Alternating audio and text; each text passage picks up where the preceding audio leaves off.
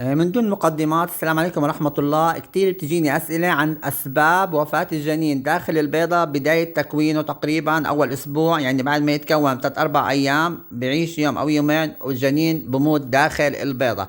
في عدة أسباب ومن أهمها رح نحكي عنها بالفيديو بشكل سريع. انتبهوا، معكم أنا الصيف، تربية الطيور والحيوانات وكل ما يخص الكائنات الحية. بتمنى منكم الاشتراك واللايك والتعليق وكومنت حلو هيك مثلكم، ودعم القناة من كل شخص مهتم. أهم أسباب لوفاة الجنين داخل البيضة بداية التكوين هو رفع الرطوبة بشكل خيالي، يعني ما دام تخليها من 40 ل 45 خصوصا بيض الدجاج.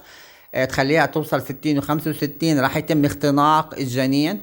لسه الرئتين وأعضائه الحيوية مش متكونة بشكل يقدر انه ياخذ الاكسجين بشكل طبيعي.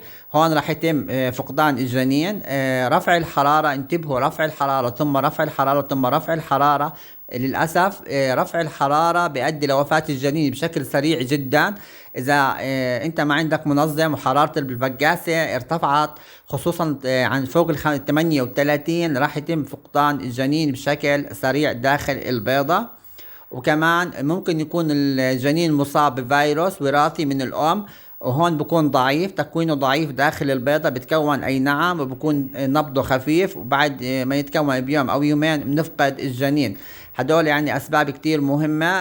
مثل ما حكينا لكم، نزول الحرارة بشكل كبير مدة 6 7 ساعات ممكن كمان يؤدي لوفاة الجنين داخل البيضة.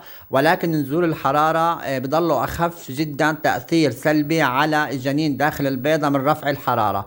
أخطر شيء في تكوين الأجنة وفقدانها اللي بتعرضوا له هو رفع الحرارة بشكل كبير ورفع الرطوبة بشكل كبير.